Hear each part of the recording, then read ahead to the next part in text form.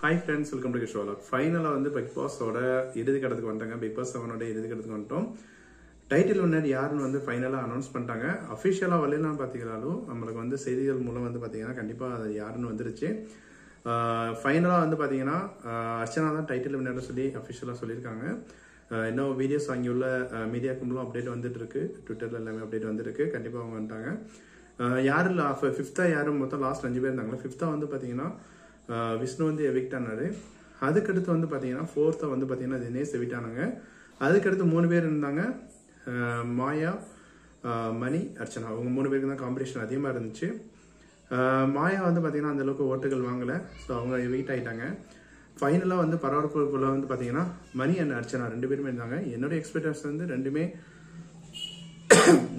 பேரும் யாரும் இருந்தாலும் ஓகே தான். ஏன்னா மணி வந்து இப்பதான் கேரியர்ல வளர்ந்து வந்துட்டு இருக்காரு. அது இந்த மாதிரி வந்திருந்தா கண்டிப்பாக அவருக்கு வந்து ரொம்ப மேக்ஸிமம் ஹெல்ப்ஃபுல்லாக இருக்கும்னு நினைக்கிறேன். ஸோ பார்த்தீங்கன்னா மணியா அர்ச்சனா அப்படின்னு சொல்லி ஃபைனலாக பார்க்கும்போது இந்த மக்களுடைய ஓட்டுக்கு பார்த்தீங்கன்னா அர்ச்சனா வந்து வின் ஆயிட்டாங்க. ரொம்ப சூப்பராக இருக்குங்க. ஏன்னா இது வரைக்கும் வந்து பார்த்தீங்கன்னா ஓரளவுக்கு டீசெண்டாக அவங்க விளாண்டுட்டு இருந்தாங்க. மணி நல்லா ஹார்ட் ஒர்க் பண்ணியிருந்தாரு. 2 பேரில் யார் வாங்கியிருந்தாலும் எனக்கு வந்து ஹாப்பி தான். ஃபைனலாக வந்து பார்த்தீங்கன்னா அர்ச்சனா வின் ஆகிட்டான்னு சொல்லியிருக்காங்க. பாப்பா இன்னைக்கு வந்து பார்த்தீங்கன்னா இன்னைக்கு வந்து 2 எவிக்ஷன் நடக்கும். இன்னைக்கு ஷோவில் வந்து சாட்டர்டே ஷோவில் வந்து பார்த்தீங்கன்னா 2 பேர் மேக்ஸிமம் போவாங்க. ஏன்னா இன்னைக்கு நம்மளுக்கு நாளைக்கு தானே காமிப்பாங்க. அதில் வந்து பார்த்தீங்கன்னா இன்னைக்கு வந்து விஷ்ணுவும் தினேஷ் போகிறது மட்டும் காமிப்பாங்க. நாளைக்கு வந்து அவங்க 3 பேர் போவாங்க. ஒரு வழியாக வந்து இந்த இருந்தாலும் பிக் பாஸ் வந்து முடிஞ்சிச்சுங்க. பரபரப்பாக இனிஷியலாக நல்லா ஒரு இன்ட்ரெஸ்டிங்காக கொண்டு போயிருந்தாங்க. ஃபைனலாக வந்து பார்த்தீங்கன்னா உப்புக்கு சப்பு இந்த மாதிரி ஒரு மாதிரி முடிச்சிட்டாங்க.